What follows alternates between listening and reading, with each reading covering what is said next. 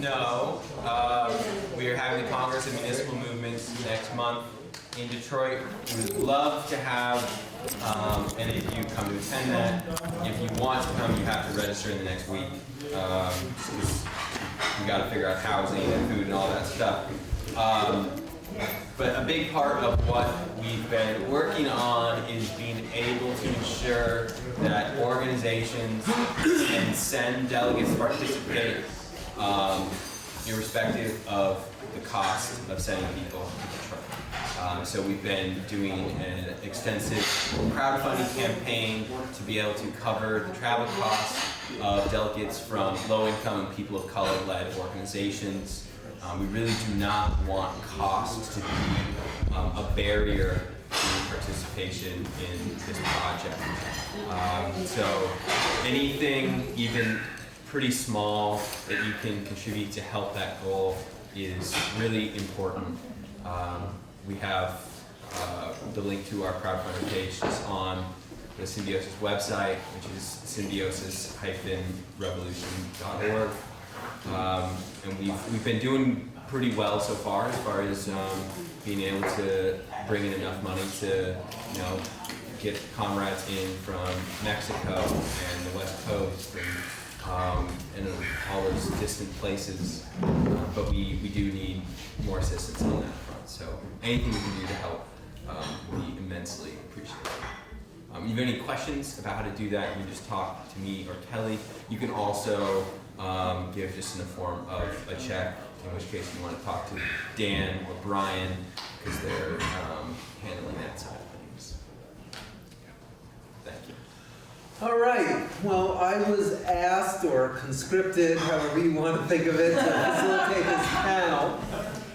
And a lot of us know that partly this came out of some conversations on our discussion list.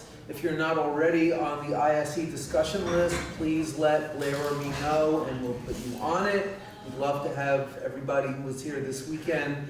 We have really rich conversations on a whole host of topics relevant to social ecology, and a couple of times in the last year or so, conversations around animal agriculture, meat eating, broader questions around people's relationship to animals have come up, and folks had the idea that it would be a good topic to have a conversation on during this weekend. So I'm going to introduce the three panelists, most of whom wrote much longer bios than I can read right now, so there might still be a couple of programs on the table.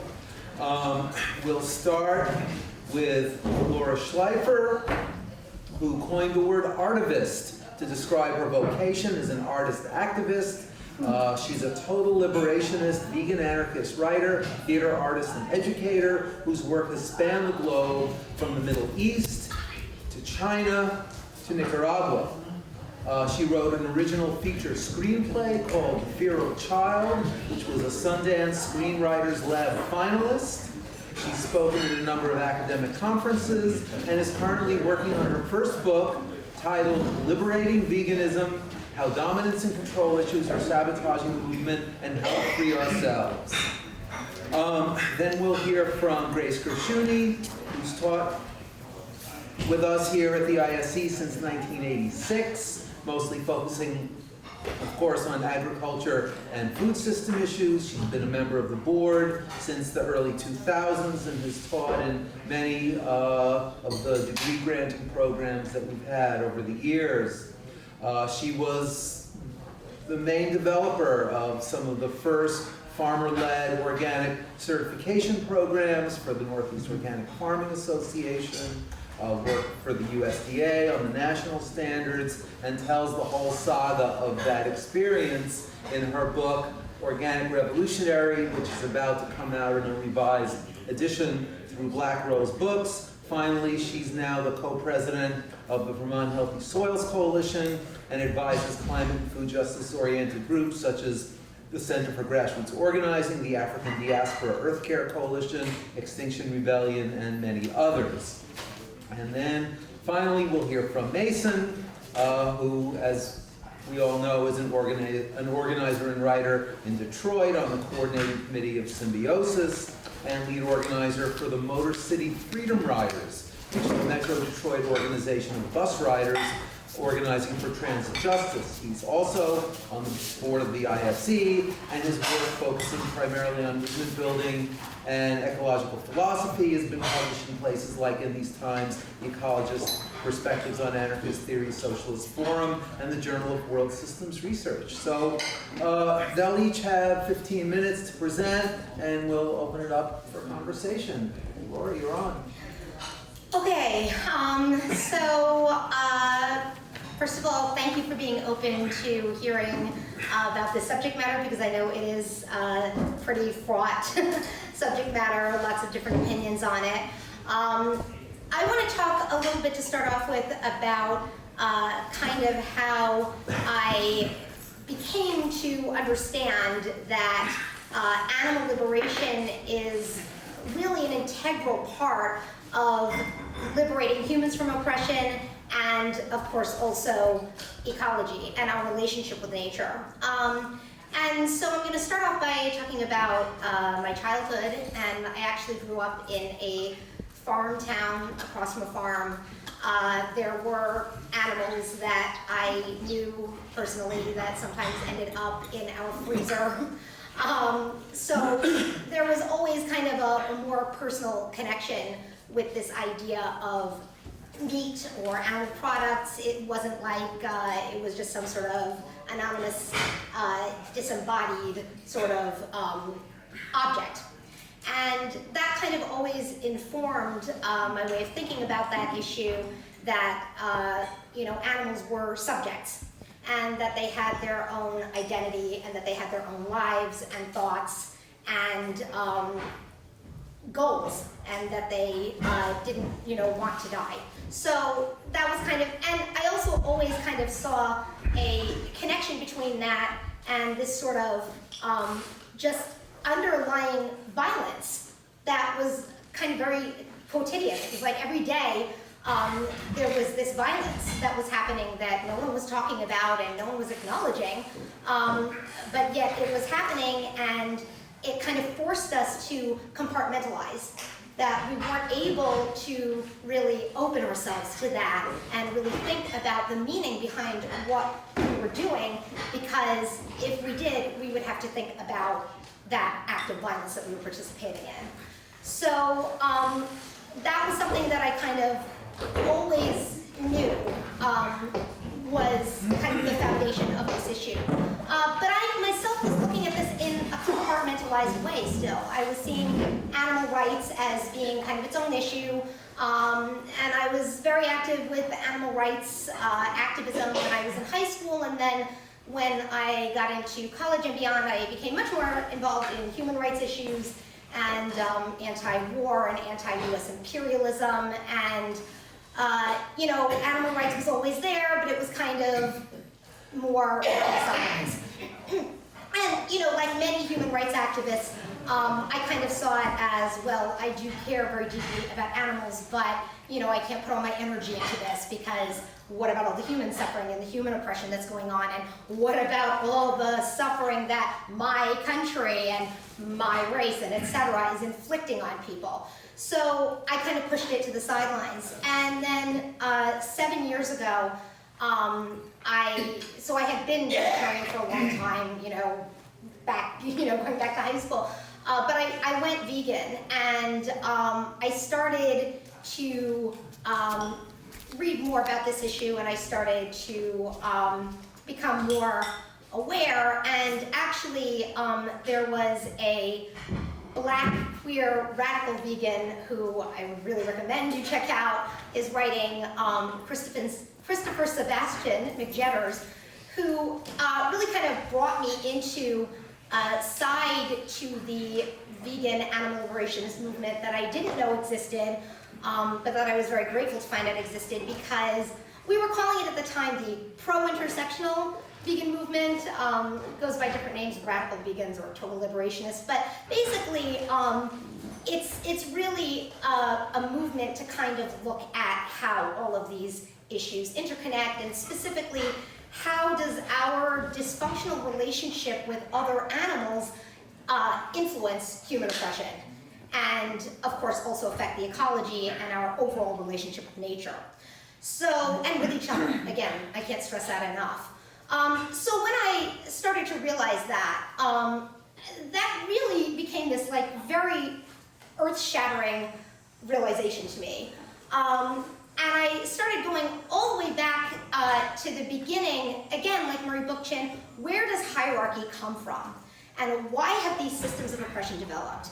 And, you know, Murray addressed so many issues, but yet he didn't really focus on the role that our relationship with animals play. And so that's what I really want to talk about today, because I feel like social ecology is in a way incomplete without bringing that into it. So I'm going to start by talking about going back to the Neolithic era, because up until that point, you know, I think probably everyone here is aware that, you know, foraging societies generally didn't have those systems of hierarchy. They were much more mutual aid based and complementary and non-hierarchical.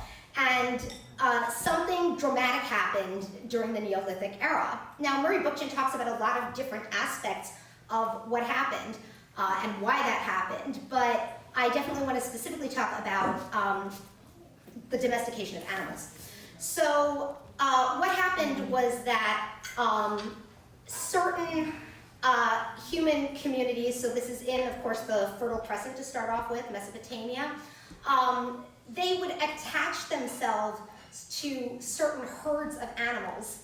And through this, they came to develop this attitude of ownership over these herds of animals. So before that, they were just kind of roaming around and hunting different animals, but around this time, they started attaching themselves to a specific herd of animals. And as time went on and they started being able to control their movements more and observing them more on a daily basis, they started to control not only their movements, but also their reproductive systems.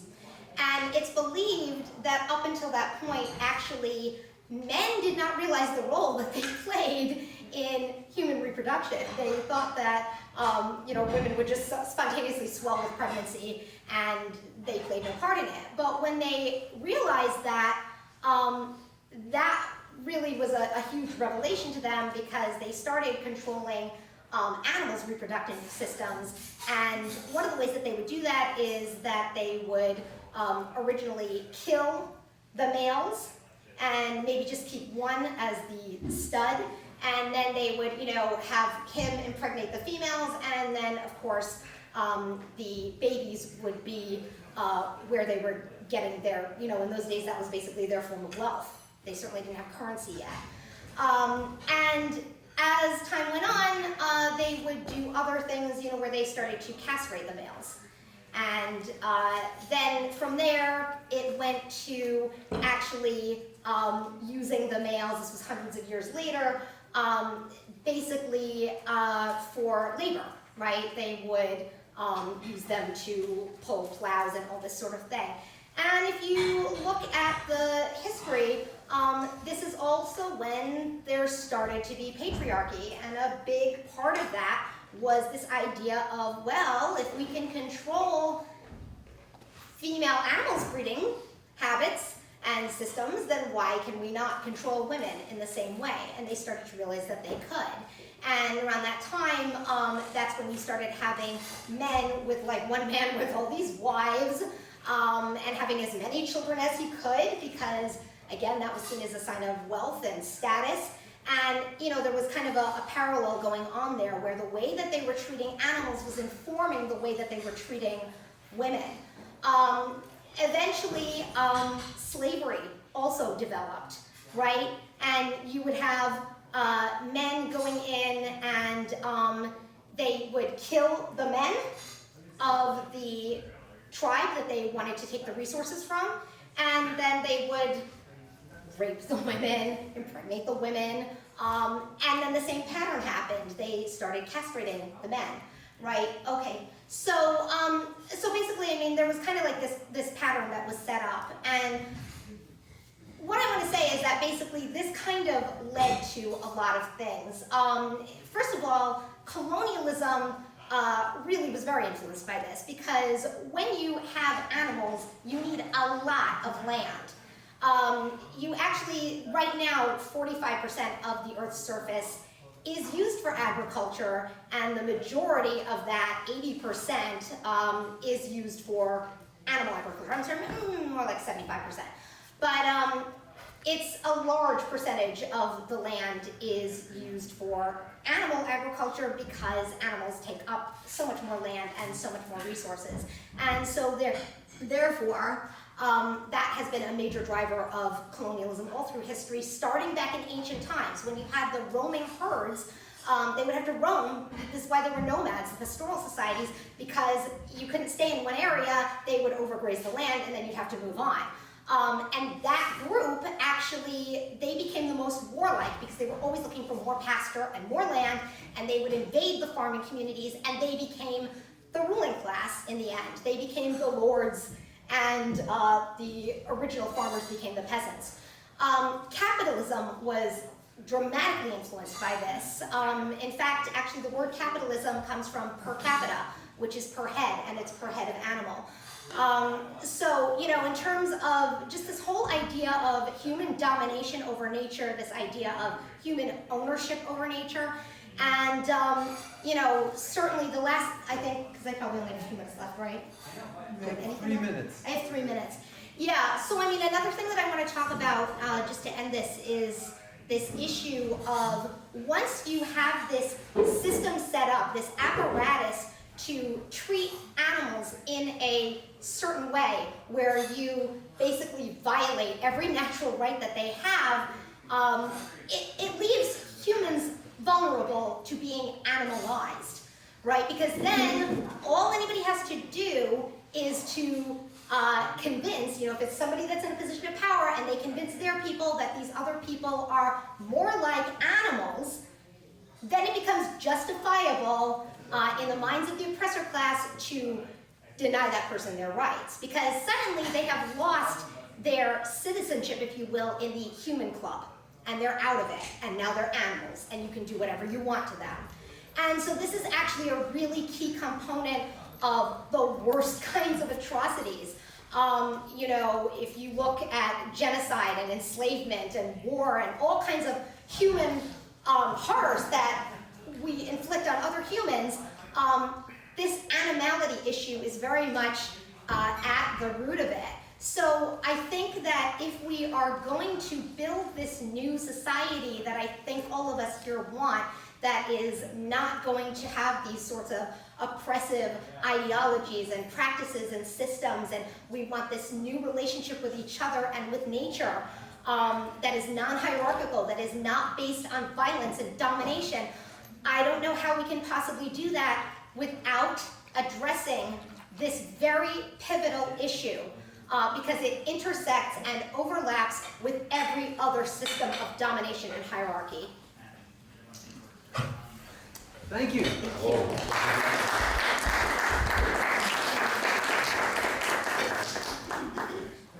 Okay, I guess I'm up next, and I want to preface my remarks by saying I don't intend to try to respond to or, you know, argue with anything that Lori just said, because I think she's made a lot of good points, and you know, and she's also left out a lot. So what I'm trying to do is fill in what she's left out that comes from my experience and my knowledge over the past, you know, 40-some years of work.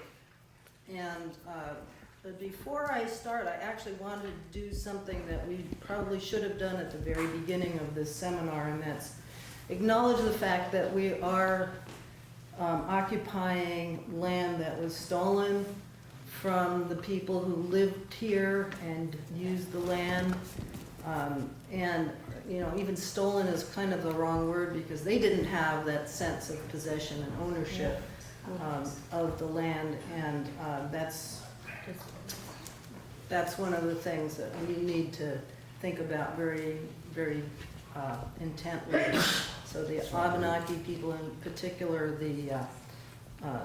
the band that, now I've lost the name of the band, the Coasac. Coasac clan occupied this particular region.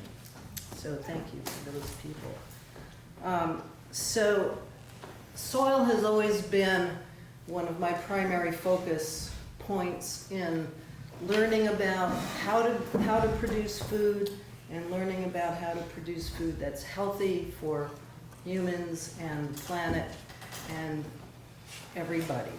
And the ecological understanding of how soil works has been my primary pursuit. I've written books about it. I've written books about composting, and actually I have one book that I can donate to Operation Jackson, and hopefully it'll be of some use. But that has been sort of at the center of everything that I've done and taught about. And more recently, I have begun to understand the benefits or the importance of healthy soil, not just to, livestock health, animal health, human health, and clean water, clean air, all of these things, but also to mitigating and even reversing climate change. And so that has been the focus of my activism in the past few years. And in particular with the Vermont Healthy Soils Coalition, we have been making it our purpose to publicize and educate everybody possible, everybody who has any role in land management, and then or educating children or so on and so forth, even if you don't have access to land, what you can learn about it. And so I have a few things that I can hand out, but the major thing here is a set of soil health principles, and I also have a little bit about something that goes beyond what we think of when we think of mitigating climate change. So one of the things that healthy soil does is it draws down carbon dioxide out of the atmosphere and it stores it in the form of organic matter, creating a sponge-like substrate of soil, improving the soil structure. And the soil structure is really what then makes possible all kinds of other things, benefits. And so we talk about building the soil sponge as the primary goal of soil management, where whatever we're doing with the soil, whether we're growing crops or designing urban landscapes. And so the whole, there's a whole bunch of principles, and they are related, they're interrelated, but they're all based on supporting the soil biology and the diverse ecosystem of the soil. And that ecosystem is fundamentally crucial to soil health as well as to our own health. And I'm sure many people have become more aware of the importance of our inner microbiome for our health and for our, for even our functioning, our digestive system and so forth. And that is very much related and complementary and analogous to the soil ecosystem that functions in much the same way in the soil, and it's very much mediated by the microorganisms as well as the macroorganisms, and especially the animals. The animals live both underground and have an incredibly important function within the below ground system, But there's also an incredibly important relationship with the animals that live above ground. And so one of the principles of soil health here says, nature never farms without animals. Animals move nutrients, create small and large pores in the soil, manage flows of water, pollinate crops, balance predator-prey relationships, and replenish soil microbes. So I'm not saying that you can't have healthy soil without domestic livestock. It is much more difficult without domestic livestock. And in fact, the soil and, pointing out how much of our land is used for animal agriculture is an important thing to note, that most of the land, particularly in the global south and in areas that are desertifying rapidly, that is used for animal agriculture is grassland. And grassland requires animals to build healthy soil. And we have, of course, extinguished most of the large ruminants that once not just roamed those grasslands, but co-evolved with those grasslands. And in particular, the North American continent was home to huge herds of buffalo, and that those animals have always been an important form of sustenance to the indigenous cultures that have lived in those regions. And that's really a lot more of the land of the world than is cultivatable and fertile, subject to things like the Nile River flooding and depositing its silt yearly that made for regular grain crops. And I think probably, I'm not sure about this, but I think the Tigris and Euphrates Valley, where the birth of agriculture is accredited, although there was agriculture happening on other continents and happening through other cultures that were similar in time. So I'm not going to try to go into that too much, but the agricultural revolution was not just about raising livestock, it was also about domesticating grains, and in particular, grains that had to be, that required tillage of the soil in order to grow them. And so there's a whole school of thought that says, humans co-evolved by eating animals, and the size of our brains and all of this stuff is directly related to our consumption of all that protein. I'm not saying that I subscribe to this, but there are people arguing that point.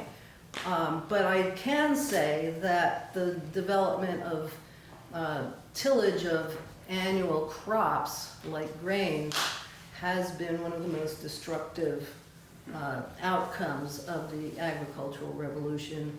And if you want to use the term violence, the violence of that process has wrought incredibly more damage than the violence of procuring sustenance from animals. And I made some comment yesterday about the ecological importance of death, and the fact that we as living organisms all die, and we all become food for other organisms in our time.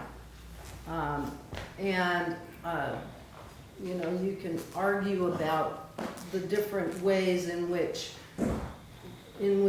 organisms meet their end, but in essence, the theory about the real what really builds soil in grasslands, and what also counteracts desertification. And one of the things I've been learning way more about in recent couple of years is the importance of the hydrological cycle for climate change and for the possibility of ending or reversing climate change by cooling the planet. And so that's the other piece. So it's these extreme hydrological emergencies and catastrophes that are happening now.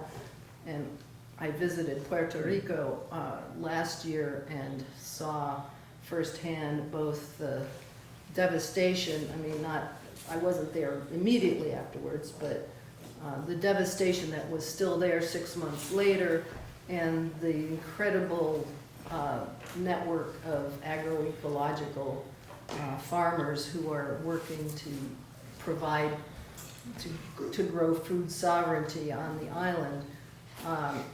The idea that managing soil for the soil sponge is what mediates the hydrological cycle, which in turn cools the planet enough to begin making more plant cover. And what creates a stable climate is the plant cover on the soil, keeping as much soil as possible covered in green growing plants for as long as possible, with living roots in the ground. And the living roots in the ground in turn serve as the substrates for the biological community, for the very, very important biological activity that then creates the pores that hold the water. So there's this great exercise that Dee Dee Pershaus has taught to many of us, and that she's performed in the state legislature and in the UN and various other places, that takes a plate of flour and a plate with a few slices of bread on it, and rains on each one in turn. First the flour with a cup full of water with holes in it, and that is a very graphic experiment to demonstrate the difference between just dirt that's exposed and bare, and something like a sponge that has been turned into a porous, absorbent material through the action of living organisms, right? So I'm going to try to avoid. I'm not going to talk about the stuff that I had written down because I got carried away on soil, which usually is my problem. But I will just mention the fact that when we were deciding on this panel, I was kind of dismayed to be, kind of put up in opposition and have it turn into something like a debate, and I don't really want to do that. I feel like there has been a lot of debate, and there are resources that I would point to, and I have some resources. I only have a few copies of these, but I'll be glad to post these things online. But in particular, there's a book called Meat, a Benign Extravagance, written by Simon Fairley, who was a former editor of the Ecologist magazine.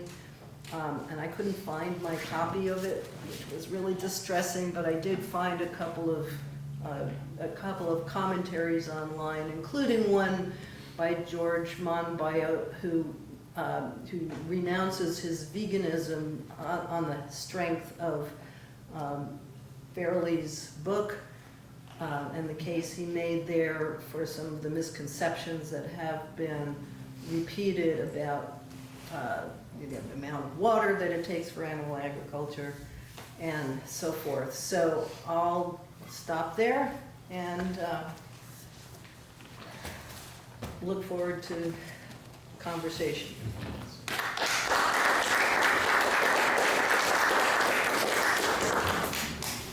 So, while I am deeply invested personally in the food and animals conversation, I'm not going to talk about it at all right now.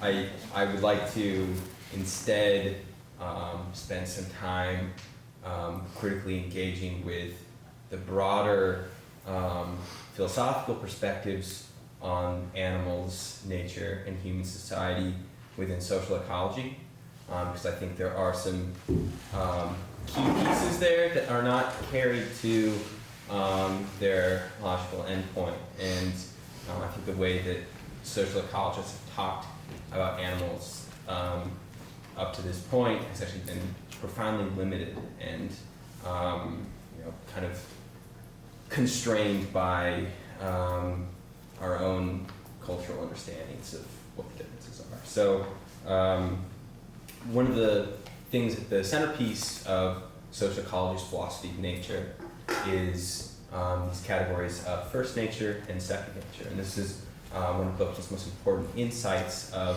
trying to understand that while society, human society, is in many ways distinct from processes of the natural world and such, it is still emergent out of and in continuum with the processes of biological natural evolution. So first nature is the category for basically life as and the natural history of the development of life. And second nature is this emergent developmental process that came out of first nature, in which human beings kind of embarked on their own history of social evolution that has internal dynamics and logic of its own. So one of the, of course, the implicit and often unstated assumption about what second nature is that second nature refers exclusively to human society. And I want to challenge that assumption in particular. So I'm going to be actually reading some choice quotes in a minute here, but I think social ecology has surprisingly little to say about the animal question. And in fact, in most of the published works of social ecologists that have engaged with animal liberation as a philosophical framework, that engagement has been almost uniformly hostile. And I think this posture goes beyond the issue of rights for animals and is reflected in how they're discussed at all. So when non-human animals are invoked into work, it is almost without a single exception to denigrate their complexity, sociality, and intelligence, so as to elevate humans to a unique status by contrast. So I'm just going to pull a couple of big examples of this. Bookchin wrote, attributing altruism to birds is too anthropomorphic to allow for credulity. He also said that non-human animals may form loose communities and even take collective protective postures to defend their young from predators, but such communities can hardly be called structured except in a broad, often ephemeral sense.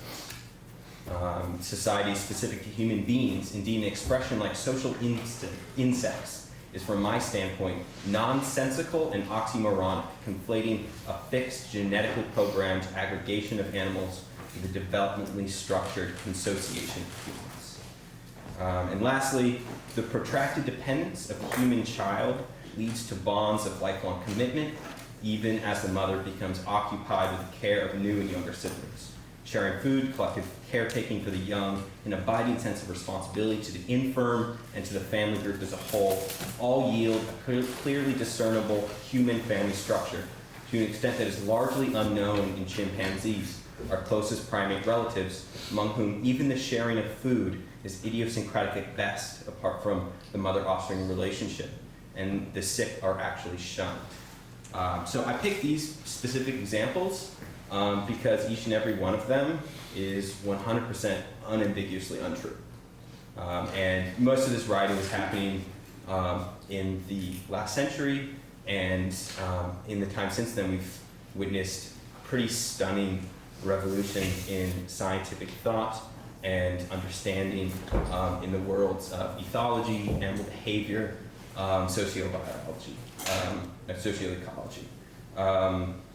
So I'm just going to walk through a couple specific examples of things that we have learned in the past few decades that totally upend Bookchin's presentation of the fundamental difference between human societies and animal societies, which he rejected the idea that they were even societies at all. So orca whales, I think, are one of the most exciting ones. We're the most unambiguous case of animal biology being non-determinative, in which biologically identical members of the same species have societies with radically different lifeways on the basis of family and geography, which is to say orcas have very different and distinct cultures. So most observation research on orcas has taken place off the coast of the Pacific Northwest, where there are two main orca cultures. First are the residents. These are orcas who stay within a narrow home range. They live almost exclusively off of salmon, and they live in these stable kinship groups that are led by the elder matriarch of the family. The second group are the transients, which really only pass through the Pacific Northwest coastline because they engage in seasonal migratory patterns covering thousands of miles, following prey of different types, and they're much more diverse eaters. And so these two cultures almost never even interact with each other. They never interbreed, and they also speak radically different languages. And yes, orcas communicate in spoken language, and we can distinguish them on the basis of groups from one another by the way that they speak. And only very recently, there's been some more systematic ethological research on orcas in the North Atlantic.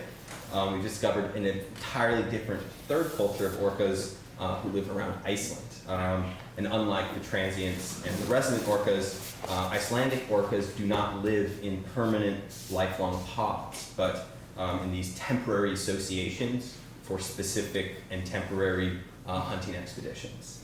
So they'll break apart and then come back together. And when they return to the coastal waters, they'll congregate back into what the scientists have termed megapods, which is like these massive congregations of hundreds of individuals socializing with one another, finding mates, and this kind of behavior is absolutely unheard of in orcas off the Pacific coast of the United States. So I'm just going to quote a science journalist who was covering some of this new research. This flexibility means that killer whales can adapt to different ecological challenges, which explains their ability to colonize new niches and how they've radiated across the globe, he says. It also suggests that whale social structure may be a product of social learning rather than being innate and fixed. I think this is a good reminder for us scientists to always keep an open mind and to not assume that all killer whales will behave or conform to the ecotype models of the North Pacific. The other example I'll talk about are elephants, which are the basis of a massive and growing body of research on animal society and culture. Title one paper in Science pretty much speaks for itself. Matriarchs as repositories of social knowledge in African elephants. So savanna elephants travel extensively. They rely on decades of knowledge and memory accumulated by their elders to find water along ancestral migratory routes. So they have both a social knowledge and social institutions that are built up over generations and transferred across generations as the foundation of the herd's collective survival. And of course, these social institutions are presently being torn to pieces by poaching. So herds whose adult males have been slaughtered descend into social chaos with no guiding, socializing hand. Young males become more destructive, attacking human villages and becoming a nuisance to their herds. I think these are the sort of things that thoughtful people ought to be able to anticipate, but having ensnared ourselves in the ideological net that human beings have conscious thought while animals have biologically programmed instincts, we find ourselves continuously surprised. And I think there's another reason why it's a deep tragedy that the discourse around conservation is so singularly focused on the problem of extinction. Because even if we succeed in what is presently being done to quote unquote save the elephants, if poaching is eliminated and their populations are allowed to recover, I don't think we get to pat ourselves on the back and say we saved the elephants. Because in the process, there's an incalculable body of historical social knowledge in the minds of elephant elders that has been brutally erased. And that body of knowledge is essential to their survival and for socializing new generations and maintaining the cohesion of elephant society. Elephants, of course, anticipate and mourn death, recognize individual voices. And I think that's a very similar story of non-human society to be told about any number of other species, mostly those that are highly social and highly intelligent, which their social structures are not biologically determined, but subject to cultural variation and the capacity to be restructured in accordance with changing needs. Even Bookchin's favorite punching bag here, the chimpanzees, give us some very interesting examples. Just 2 years ago, some chimp scientists witnessed a troop of chimpanzees that had been kind of struggling against a particularly authoritarian leader, because chimps tend to have pretty hierarchical tribes. And they not only ended up overthrowing this leader, but they killed and cannibalized him. And as far as I know, are still living without a central authority in them. And it was like his harem that ate him.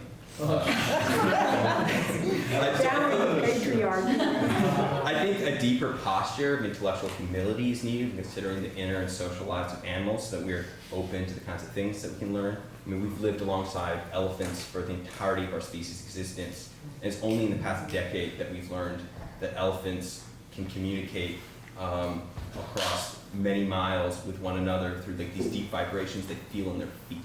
There are levels of social engagement that are literally invisible to us. So I think for a philosophical tradition that has thought so deeply on the idea that nature has an inherent tendency towards greater and greater complexity, I think that social ecology would be open to the idea that second nature could develop independently again and again. Instead, we've kind of hunkered down around the notion that the emergence of society is instead a fluke, a singular instance of luck accompanying the evolution of but one species. And I don't think what I'm asserting should be particularly startling or controversial from the perspective of evolutionary science. Programmed reaction to environmental stimuli can only get you so far evolutionarily. And that's why intelligence has evolved repeatedly and independently, such that animals in a dangerous world can approach the problems of survival with a higher order of complexity and flexibility in their responses and decisions. I think that basic principle applies equally to the social lives of animal communities. Some herds and schools and colonies are essentially locked into a given model of collective existence, and that's baked immutably into their biology. But that's just not as resilient to shifting circumstances as the ability to adapt the social form itself to the species' interest. And I think that's why mutable societies have emerged again and again, mostly concentrating in the animal kingdom's highly social and highly intelligent species. So that tendency towards the independent emergence of multiple second natures is a consequence of natural evolution itself. One of the things that's said a lot in Bookchin's work is the idea that we are nature rendered self-conscious and self-reflexive. I think that is true. We just have to be open to the idea that that's also the case for the elephant, the octopus, and the orca. Thank you.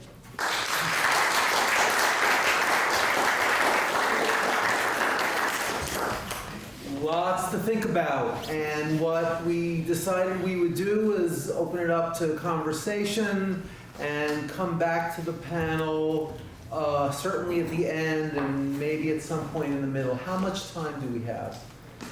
So we originally were slotted for 12:45 to 2:15. We started at about 1-ish. So we can probably go to 2:30, and then we go directly into closing the circle and then clean up after. Okay, so we have a half hour. Great. Did you have your hand up?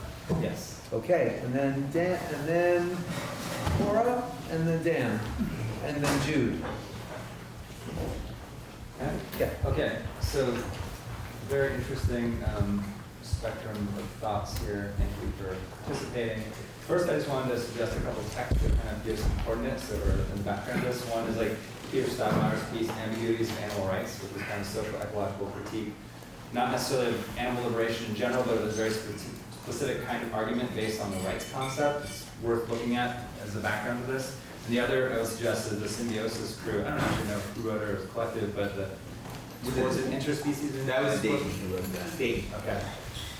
Yeah, it was towards an interspecies municipalism, anthropologist.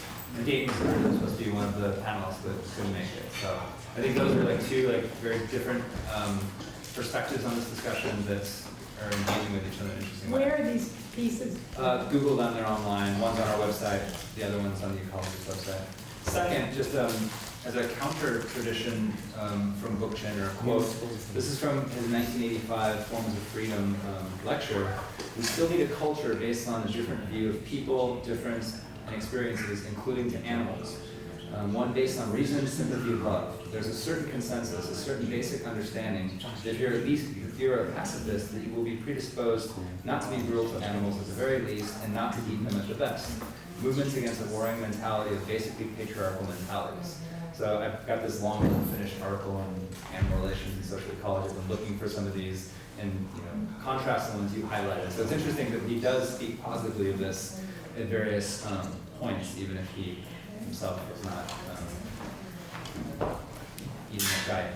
So the third one is I was very glad to hear you bring up dialectical naturalism, because I feel that's one very strange, radical disjuncture that the core nature philosophy of social ecology, as articulated by Murray Bookchin, is essentially trying to interpret ecological values to guide action based on a reading of natural history and evolution that's trying to develop latent potentialities for subjectivity, diversity, choice, and ultimately freedom. Like you said, where nature rendered self-conscious. So why then, if we're already consciously trying to interpret the needs, that requires that we have to interpret the needs of nature to modulate our interactions with non-human nature, why on earth would we then totally act completely contrary to those values when it comes to non-human animals? If we think that we're trying to foster freedom and subjectivity and choice in its nascent form, it just seems very bizarre that we would categorically rule that out entirely.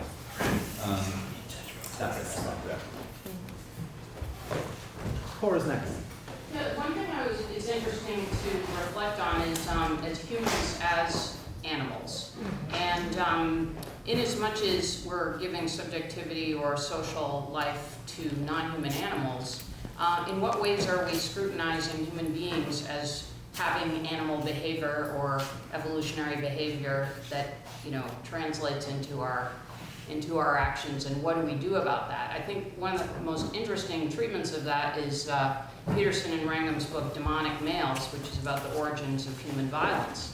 And I'd be interested in more of thoughts from this group and thinking about how we contend with the animal natures, with our animal natures in particular, in terms of thinking about, for instance, gendered behaviors that are baked into evolutionary DNA, et cetera. So I know that necessarily have things to say about this. So I might have one quick response also that just popped into my head back when I was in college in the Neolithic era.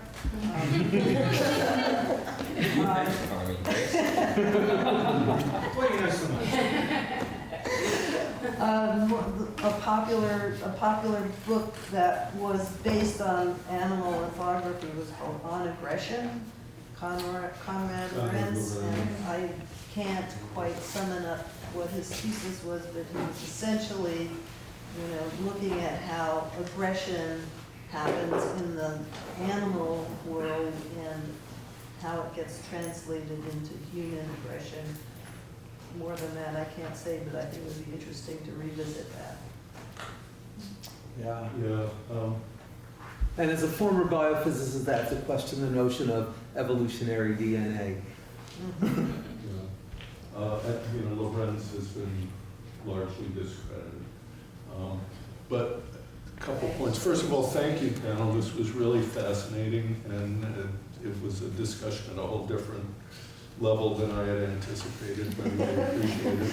A couple of comments, though. I think it's a mistake to think that Bookchin presented first and second nature as there being a cleavage between the two. He was very aware and often talked about the fact that it was a continuum and that you can't really identify at exactly what point second nature emerged from first nature. And as such, one would think that the logic of his argument would have allowed for the kind of developmental understanding that you suggested. And it was kind of shocking to hear those examples you talked about, but I'm glad that Blair found some alternatives too. But I mean, those of us who knew Murray knew that he was a human being, and sometimes he contradicted himself. And you can see in his published work sort of the evolution of his thinking over time. But I think it's important to keep in mind that first and second nature really are a continuum, second nature growing out of first nature. And then I found your presentation really interesting. It was a really compelling narrative that you presented. But from an anthropological perspective, I have to tell you there are a lot of very compelling counter-narratives. You know, that your version of the domestication of animals is one way of looking at it, but there are other people who've suggested other things. I wondered what your sources were. Yeah, so I used a number of different sources. Some of them that were more animal-based and some of them that were not necessarily animal rights-based. So I mean, I used Jim Mason, who wrote An Unnatural Order, Uncovering the Roots of Our Domination of Nature and Each Other. I used the sociologist David Nybert, who wrote a book called Animal Oppression, Human Violence, Domestication, Capitalism and Global Conflict. So he looks at it from a more sociological perspective as opposed to a naturalist perspective or an anthropological perspective. Ryan Eisler, The Chalice and the Blade. Yeah, sure. I looked at Gerda. Oh my goodness, she's a historian. Lerner. Yeah, Gerda Lerner. Right, the creation of patriarchy. I looked at a British historian, Keith Thomas.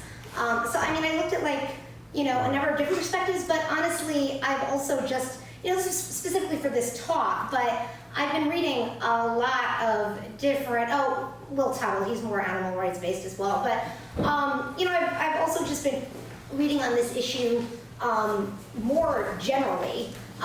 Murray Bookchin is a big part of my reading on this subject of just, the emergence of hierarchy and, obviously the ones that focus more specifically on the role of animals are going to be probably coming more from that perspective of them having a specific interest in it. Yeah, but I mean, obviously there are there's so many different elements, and obviously I'm not going to be able to cover all No, I of them. just point out that we really don't know what happened in the Neolithic. Right. And you presented a compelling narrative that grows out of your philosophical study. Right, now I mean, As of we course, always do. But if I could just Yeah, finish, but there are a lot of other explanations for the emergence of hierarchy. And I think it's important to consider that there are probably a multiple variety of ways in which hierarchy emerged at different places in different times, and it's a little too simplistic. Yeah, no, I mean, again, the reason why I focused on the animal aspect of it is because I feel like that is not something that the left in general, so I'm talking about the non-vegan left, generally addresses. They look at a lot of other aspects of that and they don't look at that one. So this talk was specifically looking at that aspect of it because that is something that is generally overlooked other than in specifically animal rights or vegan spaces. Okay, Yeah. Jude. Yeah, so back in this recent May, I got to hear Dr. Vandana Shiva speak at the Vermont State House in a fairly short speech that Jerome made a good video of. It's available to any of you to see.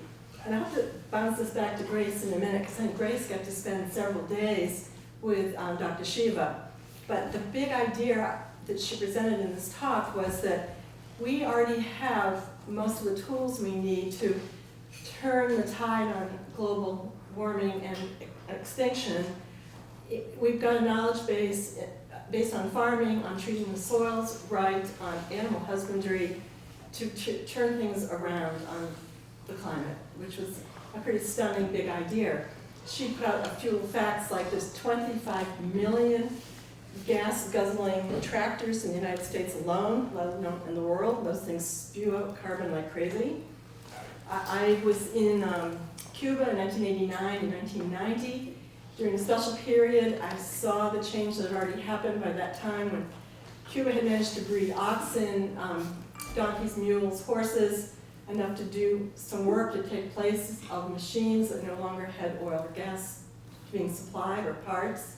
I saw oxen bring huge cartloads of wood into the cities for people to have fuel to cook with and to burn. It was very impressive how fast that change was made, just that one aspect.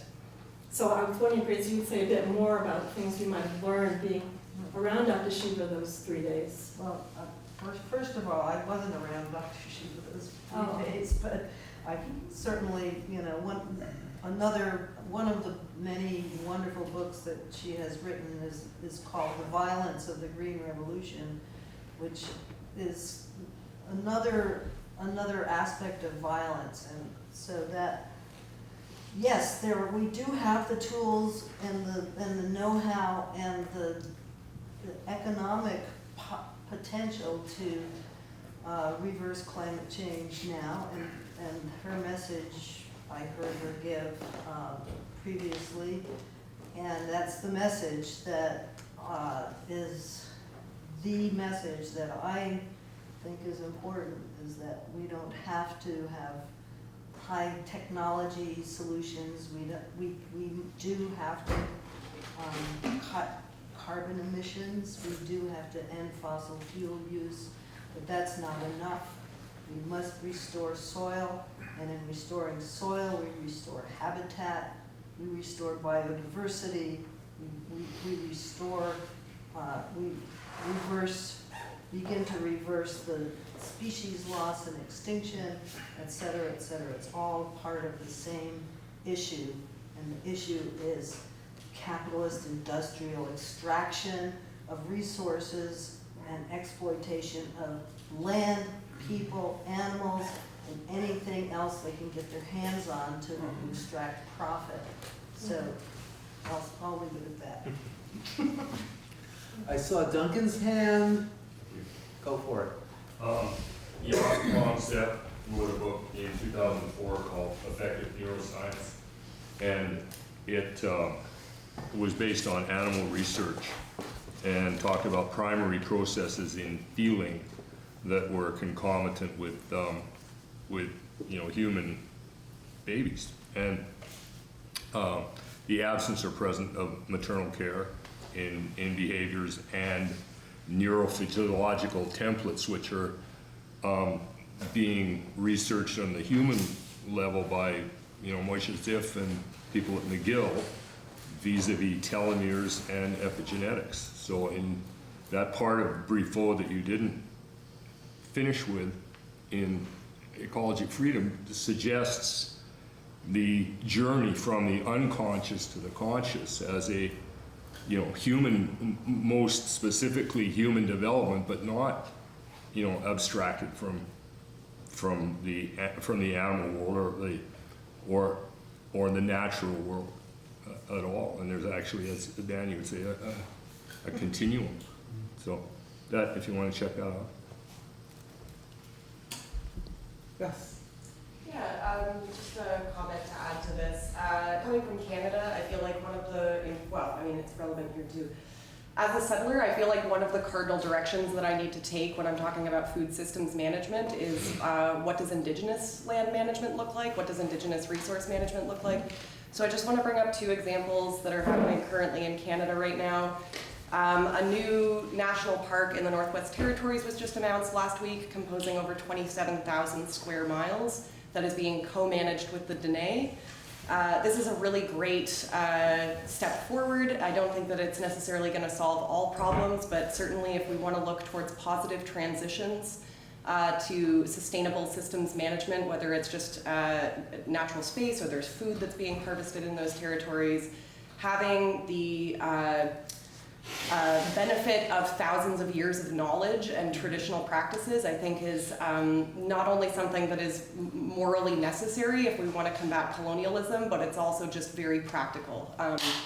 Another organization that I want to mention from British Columbia is called the Central Coast Indigenous Resource Alliance, which is a team of 4 different indigenous nations. They occupy one of the most biodiverse areas of the country, with a huge list of flora and fauna, not just of endangered species, but also resources that are harvested commercially. As a part of Canada's Truth and Reconciliation process, one of the processes that is happening that Secura is helping to facilitate is the transference of those commercial food systems, the transference of management away from settler corporate companies to the indigenous nations so that they can manage those systems in a sustainable way, but also be enriched in some ways by the sale of those systems that are coming, the sale of the resources that are coming off of their land. So I don't really have much more to say to that other than just we should be looking at indigenous land management in with this discussion as we're talking about all these subjects. I see Blair's hand, but let's first see who might want to speak, who hasn't spoken yet in this round. Anybody? You're on. Just going back to the nature philosophy component of this, Peter and his arguments against animal rights and animal liberation politics makes a lot of hay of Bookchin's kind of polemical debates with deep ecology and this kind of like backstory of, you know, on the one hand, you have this Cartesian dualism of like humanity, nature. We want to reject that. We also want to reject deep ecology's, you know, just monism of dissolving all of nature into humanity just as just another animal and like overlooking human sociality. And that's the whole point of Dinah, right? To get this evolutionary perspective. But at the same time, I feel like in this particular argument, it very quickly reverts back to this like dualism. That there is this stark divide between the two. I keep coming back to this line, I forget where it is, from Bookchin that has always stuck with me, like that actually challenged me when I was like, you know, kind of a deep ecology, anti-speciesist, anarchist in college or whatever. You know, is that bears are ursocentric, wolves are canocentric, humans are the only species that has the capacity to not be anthropocentric. But that's not an argument against considering other creatures, right? That's actually pointing to the unique ethical capacities of humanity. But Peter here kind of makes it sound like he's making that case for the distinction of animals and humanity. But it's actually saying, no, we are the only species that can take into consideration other species ethically, consciously. So I feel that's kind of a slippery argument he makes there that is worth extricating. Basically, the point being, all living things are speciesist. This is why this concept in a lot of veganism, I think, is problematic. But we have the potential, at least if we want to not be, but that is actually pointing to our specificity.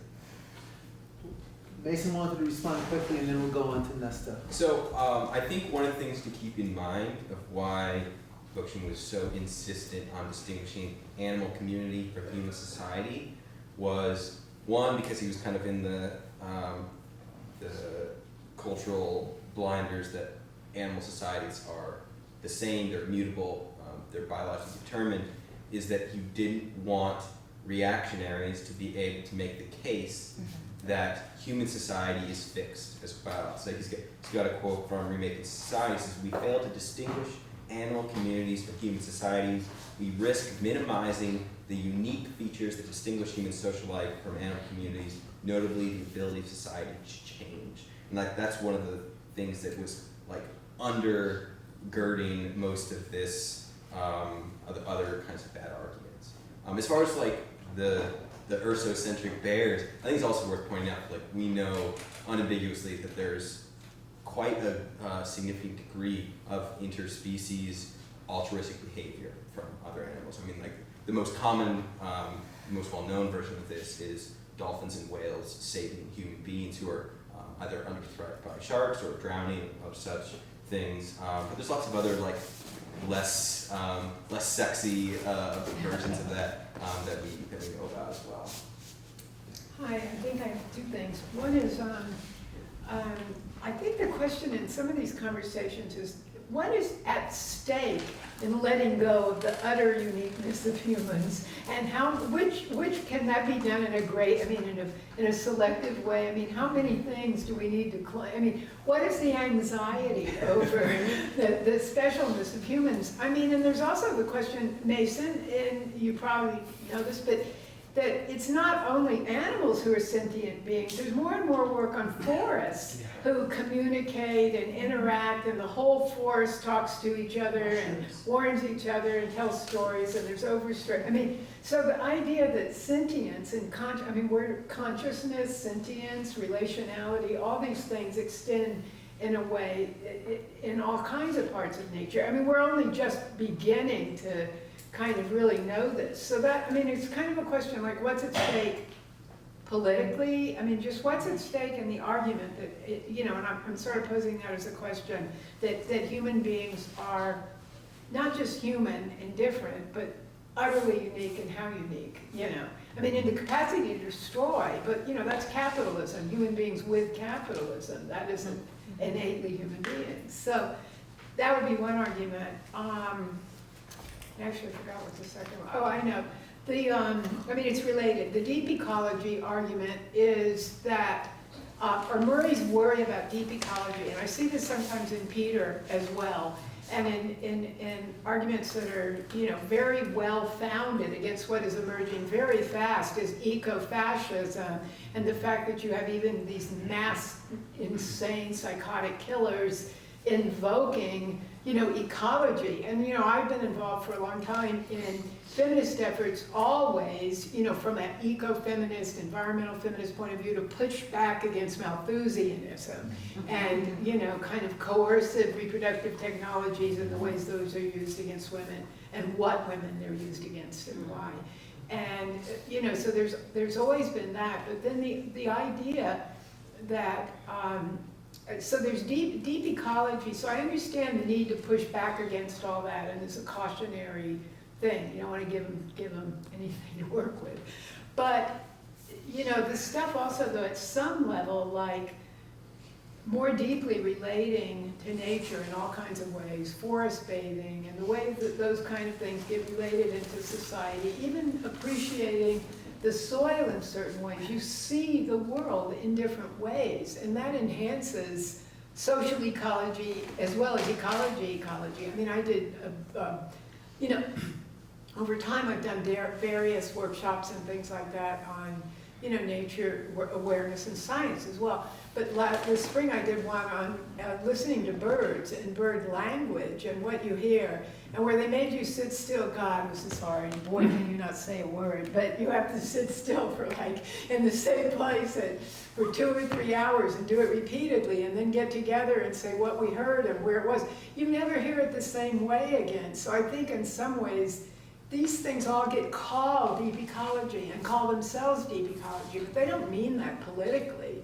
And so I think sometimes there's a dismissal against certain for just pushing back, like historically, against deep ecology, because deep ecology back in the day, where Murray was fighting against deep ecology, as was I in print, it was tied to neo-Malthusianism. It was tied to AIDS is a good thing because it takes it destroys part of human population. I mean, human beings are not just human. They're bad. They're evil. They're against nature. It's utterly dyadic, deep ecology of that kind. Still there, Yeah. Well, I mean, that's the question, I guess. But I'm partly trying to slice in a little bit on some of these things, I mean, on behalf of the social ecology side.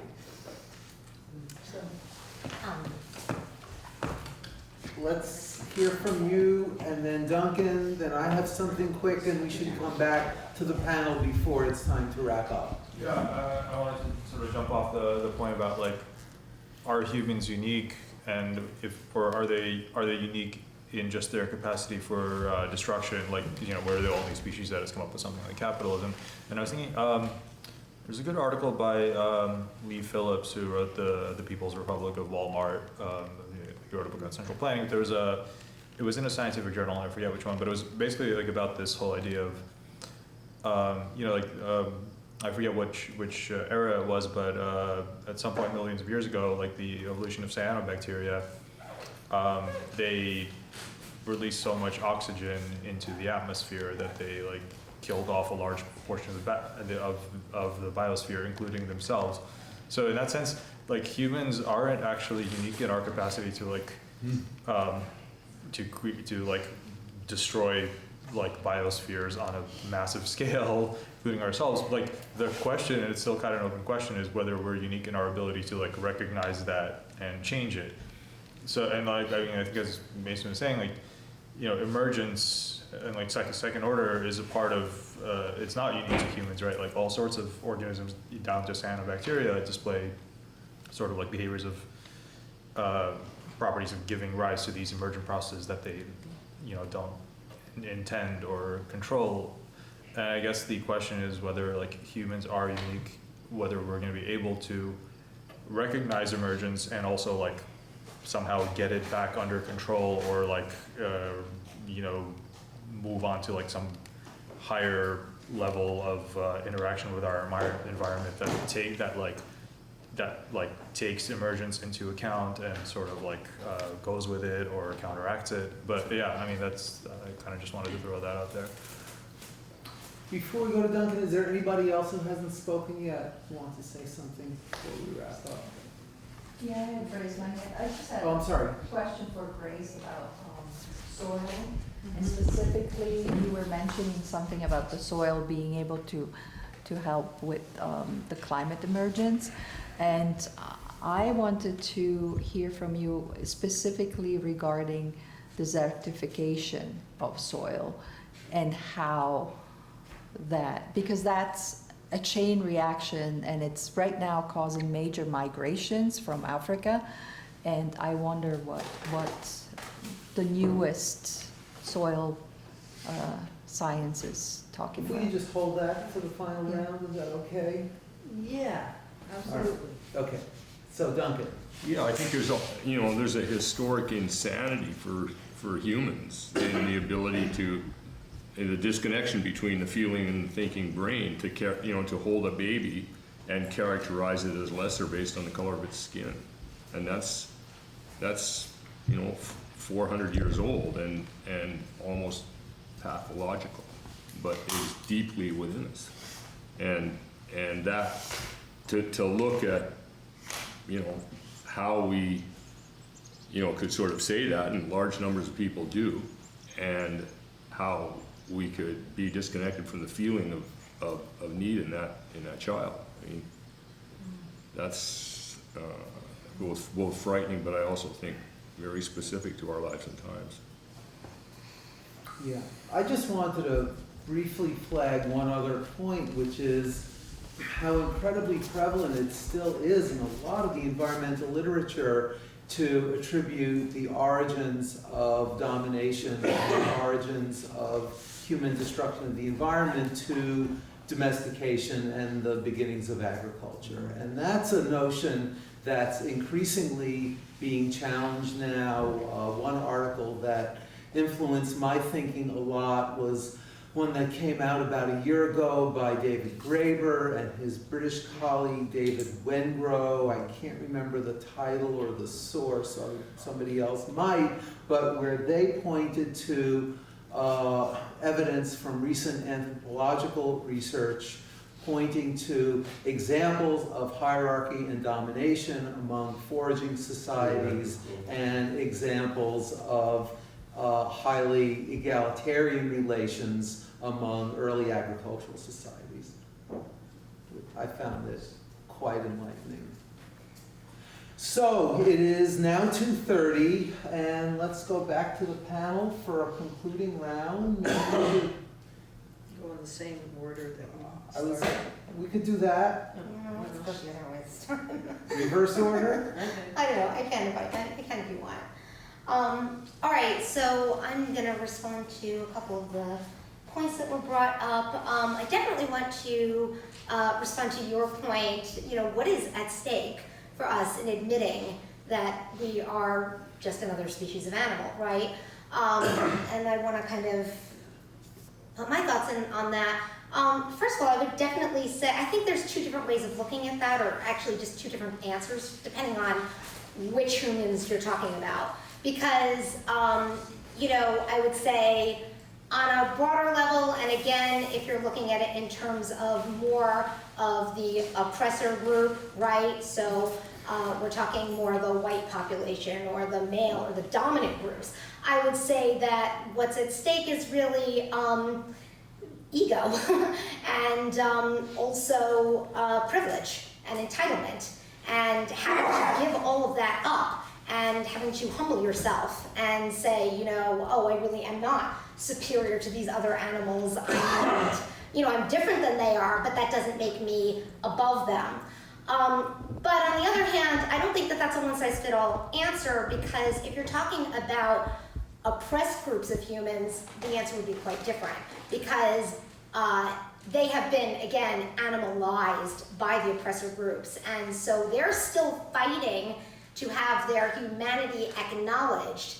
And so, you know, this is the whole thing, is that this idea of, oh, this group is an animal, is used as a tool of oppression.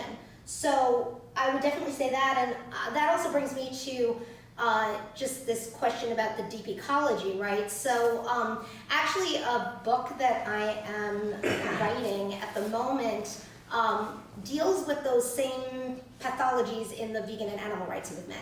So, you know, those same problems, plus some that are kind of unique to animal rights and veganism, are playing themselves out there. That sort of Malthusian logic, a lot of social Darwinist influenced thinking. And this has really kind of led me in the direction of really looking into the impact that Darwinism had, and why the establishment at that time, the Christian establishment, found it so threatening. And it was because, you know, up until that point, you know, they had kind of distanced themselves from other animals, and of course they had also animalized certain people, but they had never acknowledged their own status as animals. And when that happened, I think it was very scary to them, because suddenly it kind of opened the door to, well, if we are just animals, then we can do the things to each other, all of us, that this idea of human supremacy has kind of kept at bay to a certain extent of, oh, well, you know, we can do these things to animals, but we shouldn't do them to a human, of course using their definition of a human, by their standards, because you know, we're special and we're different and all this sort of thing. So it does actually, you know, if you start questioning that, but you don't question it in a way that takes human oppression into consideration, it can lead you in a very, very dangerous direction. It can actually lead you in a fascist direction and a eugenicist direction. So that is something that I think all ecological movements need to be conscious of, and veganism and animal rights, that includes that too. Thank you. Grace. Well, just to respond to Marika's question about desertification, I think it's a huge question, and one that's been addressed for, you know, 40 years or so by a guy named Alan Savory, and who has been one of my teachers, who has taught many of us about the importance of ruminants on the landscape under pressure of predation for the health of soil and grasslands, and the coevolution of the animals with the grasslands. And I can recommend many, many resources about his work. He has been contested by the science establishment for lack of enough peer-reviewed papers, but there you go with the problem of holistic versus reductionist science, which is a whole other question. So the holistic management is what he advocates, and holistic planned grazing is one of the primary techniques for reversing desertification. Primarily, not just because it's of the soil quality that it builds, but because of the effect on the hydrological cycle in which it actually brings the rain back. And of course, trees are another important piece of that. But in the desertification that happens after the trees are removed and the land is tilled and the animals are kept off the landscape is what he's addressing. I could go on at great length in response to some of the other stuff that's been said, and there's been a lot of very interesting and thought-provoking things to think about. But I think that one of my questions was, when we talk about how we have not recognized the capacity of animals and their incredible relationship with understanding their own ecosystem and how, excuse me? How we understand the ecosystem through animals. I think the we that is the subject of that sentence is white dominator, colonizer societies, and not the indigenous societies that certainly had a complete understanding in different ecoregions about the animals that they depended on for their sustenance, as well as for their guidance and for their spiritual connection to the land that they lived in, all of which is important, and that we as privileged white colonizer, settler culture need to be much more humble in front of and learn from. Okay, so Brian, I'm really glad you brought up the Graeber and Monroe piece. I think it's absolutely essential. Another text I would recommend is kind of in this new wave of archaeological and anthropological thought on the origins of hierarchy in agriculture is James Scott's book Against the Grain, which I was reading before this for entirely unrelated reasons, but has a lot to do with much of this conversation here. I just want to touch on two ideas very briefly. I think in Grace's presentation, there's been kind of like an implicit understanding that the role of domesticated livestock is to replace the ecological role of grazing wildlife. And I think there's some important considerations to think about how much that can actually take place. There's some pretty fundamental distinctions in ecological relationship and in its effect on ecosystem between subsistence hunting and animal husbandry. I think by way of illustration, one particular statistic I think is very helpful to think about is that for the entirety of the planet's terrestrial vertebrate biomass, a full third of all of that is made up by human beings. 2/3 of it is made up of humans' livestock, and a remaining sliver of 1% is the entirety of all other vertebrate wildlife on the planet. And there definitely has been a colonial relationship to the land that has been driven through the replacement of wildlife that indigenous people lived off of with managed colonial livestock. And I think, at least from my point of view, this might be somewhat controversial in animal liberation circles, but I personally view the torture and slaughter of domesticated animals as ethically distinct from subsistence hunting. Now, and the last thing I just want to touch on is what Alex was saying at the end there about, like, can human beings be the species that walks itself back from the brink? And that's like at the heart of Bookchin's utopian vision of the future society. There's first nature and second nature, but one of the ideas that Jens articulate is when first nature and second nature are reunified and reharmonized, I can give the possibility, of a third nature, which is kind of a rationalized and ethical relationship between living creatures. And just the last thought I want to leave us with is, if second nature is more diverse and complex than just our society, how does that shift the way we think of what third nature must look like, as far as those being knit back together? And I think there's a world of emerging possibility of second natures linking together. I mean, we're kind of at a science fiction frontier of decoding animal language that's extremely exciting, and I want to keep an eye on that for envisioning what the ecological future can look like. Well, let's thank everybody for another fascinating